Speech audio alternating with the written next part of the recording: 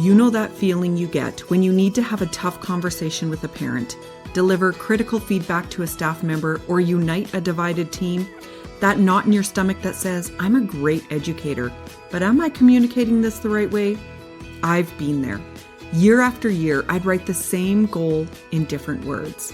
Connection, crucial conversations, conflict resolution, how to deal with difficult people. I'm Crystal Atkinson, and after more than 20 years teaching and leading in public education, I've cracked the code on the communication skills that matter most, and I'm sharing them all with you.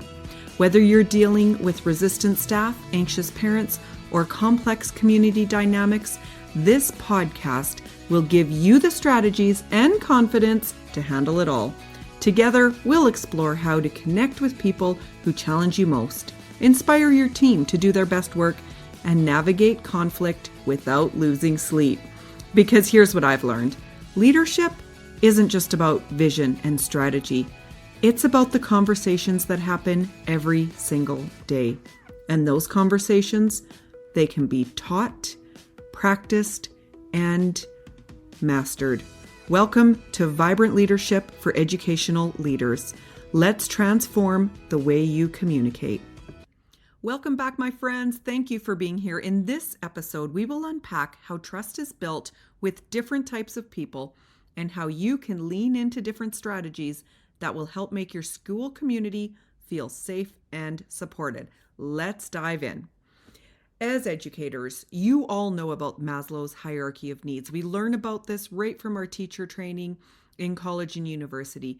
This is foundational to what humans need to thrive, which includes safety and belonging.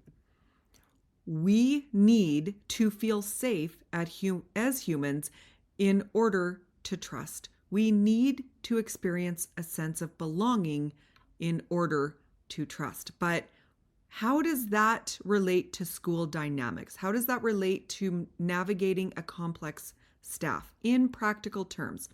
Let's talk about this a little bit. First, you have trust. As a teacher, you are the boss, right? There's an imbalance of power between yourself and your students for many, many reasons.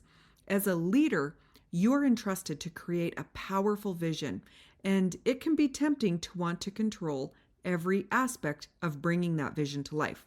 After all, they won't complete the tasks just like you, right? You're right, they won't.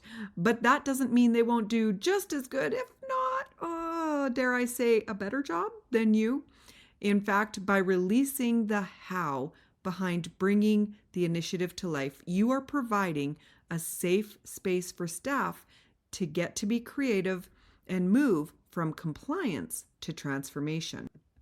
Today, we're going to talk about how values and understanding how values differ from person to person will help you as a leader to establish trust with your staff. Once safety and belonging are established, trust deepens. And that deepens when we honor individual differences. I don't know about you, but I have two daughters. They communicate very differently. And that's the same with our staff. When we consider how different each member is, some of them are tricky, some of them are easy, trust isn't one size fits all. What builds credibility with one teacher may fall flat with another. Our first step as leaders, recognize each other's core values. That is going to help you demonstrate trustworthiness in a way that resonates with each person specifically. As a school leader, this means adapting your leadership approach to connect authentically with diverse staff members.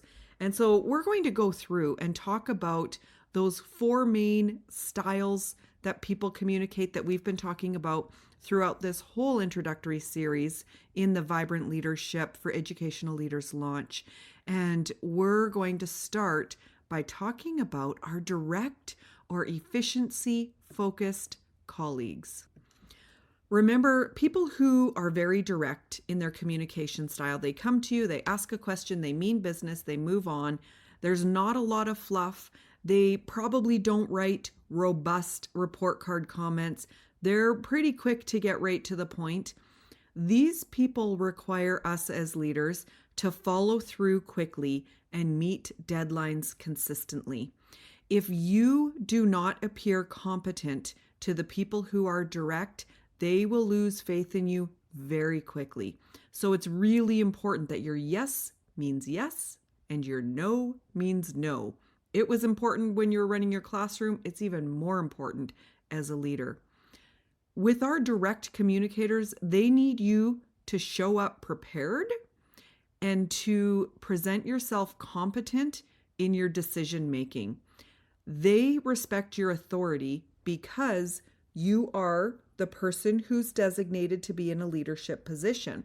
Whether it be leading from the middle, leading from the front, it doesn't matter. They want to know you are competent in your decision making. If you appear wish-washy, if you don't have an answer right away, if you like hum and haw and I'm not sure, and you avoid making decisions, they will not trust you. They will walk away and they will do things on their own. Those are the teachers who are going to come up with I think I'd rather beg for forgiveness than ask for permission. Why do they do that? They don't trust you to make a decision that's aligned with the values of the school. Remember, these are the people that we're communicating with concisely. So respect that they have classrooms to run, and we all know teachers have limited planning time. So by communicating concisely and not taking up extra time, you're going to get, that extra little feather in the cap from them. They're going to really appreciate that. They're also going to be results oriented. So if you're going to talk about a new reading strategy, a new math program, a new phys ed program, they want to know that what we're doing is going to impact student learning. For them, trust is built through reliability, competence, respecting their time. So come to those meetings prepared, be on time, make your decisions efficiently. They are not the people who want to be spinning wheels over and over and over. They want to make a decision and move on. Now, remember, our opposite people are ones who are more outgoing and friendly, and they want to talk all the time, and maybe they're late. These people who are inspiring, team-oriented people. They need to know that you care about them, their ideas, their thoughts. So when you're communicating with somebody who generally connects well with the staff, they're really outgoing, they're friendly, you need to slow down, pause, and listen actively. Pay attention to what they're saying. Acknowledge their ideas, acknowledge their enthusiasm, and provide ample opportunities for them to collaborate, to put their ideas in. And it needs to be something of value. It just can't be for show. If you invite these people to the table to share their ideas, but you never accept them and you just do your own thing, you will lose trust with them. If you are somebody who likes to make a decision unilaterally, all on your own, with very little input from the whole staff, and then they hear, oh, your school, ABC, is doing this whole thing, and they've all jumped on board for this upcoming project, and that person standing there going, I don't even know what you're talking about. I've never heard of this. You're going to lose credibility with them. You're going to lose trust. You need to involve them whenever there is a part of collaboration, decision-making, any of that. Because for them, trust is built through inclusion. It's built through recognition. It's built through saying, hey, this teacher did this great thing, and we are so lucky to have them. Having a genuine connection and letting them know that they matter. It's absolutely crucial. They don't necessarily need you to make a decision really quickly and definitively. They need to be a part of the process, and they need to know that you value their contribution. Next, we've got those stable people. So again, those are our people who are our team cheering squad. They make everybody feel included. They've got all the school spirit wear. They may have been in your school their entire career. If they're 20 plus years in, maybe they've had one change, but they are just reliable. They are consistent, they are predictable, and they need that in your leadership approach. If they think that you make decisions rash, sudden, without consideration, if they think that you're continually bouncing between one initiative and then another, they are not going to trust you.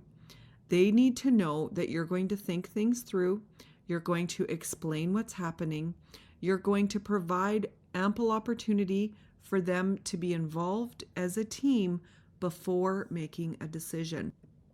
They're also going to trust you more when you give them lots of time to process that change is coming. Because remember, they don't like change. So if you know that they need to move classrooms at the end of the school year and you give them a week's notice for whatever reason, that really is going to lessen their trust factor with you, because they're going to think that at any moment when you say their name, something bad is going to happen.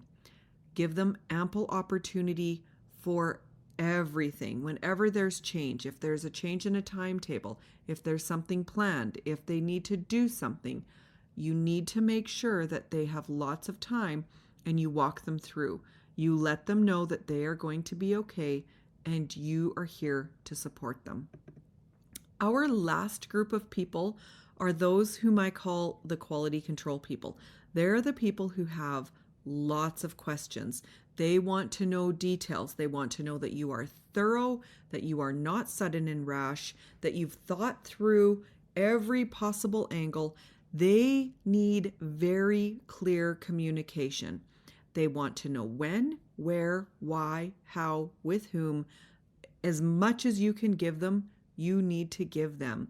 If you have a policy, if you have a procedure, you need to follow that to the T. If at any point you go off base, you need to acknowledge that before moving on. Because for them, trust is built through precision, conscientiousness, attention to detail. They want to know that they are working for somebody who cares about the quality of the work in front of them. So as a leader, there are 4 different main ways people are going to ebb and flow, because you know what? People are tricky. I may be very direct in my communication, but I'm a people person. So if you come up to me and you just start rattling off things to do, I'll be like, well, hi, how are you today? Right? Like, you need to know that you are just as tricky as the people whom you're communicating with. And so ebb and flow. Figure out how they communicate, what they value. Do they value teamwork? Do they value decisiveness? Do they value accuracy? And then make sure that you're meeting those needs. Your follow through must be consistent across all styles. Just know that they express that differently. And building trust is an ongoing practice. It's not a one-time event. You can make a mistake, acknowledge it, and move on. So don't get worried. We all make mistakes. We all need to backpedal. But when we do, when as a leader, we come in, we're working through all the logistics of the timetable and we're just like moving forward. And then that teacher pauses everything and they ask about how the kids are going to feel, what the kids are going to think of this, and you haven't really thought about their feelings. You can pause and you can thank them. Thank you. Thank you for that point of view. You know what? I'm going to get it right one day. I was thinking about logistics. You were thinking about the heart of the kid, and I need to do a better job at that. Thank you. That humility is going to get you a long way. So this is a good time to check in. Do you understand what your leadership and communication style is? Do you know how your potential blind spots may be holding you back? If you're ready to dive deeper into this area, you would be a perfect candidate to book a coaching call and receive a full leadership profile on your unique style. And you can see show notes for more details on how to connect with me. Okay, vibrant leaders, as you move forward in the days to come, consider, how am I building trust with the members of my school community? What do I need to start doing? And what do I need to stop doing altogether? And then come back next episode to learn more about how to make hard conversations safe so that we can create a very effective team that supports each other, that has each other's back, and that wants to be there to carry out that vision that you created for everyone. If you made it through to the end, thanks again for being here. Be sure to, wherever you're listening to this podcast, take a few moments, give it a rating, give it some comments, and share this with 3 of your colleagues. Go make today amazing. Your work truly makes a difference in the world.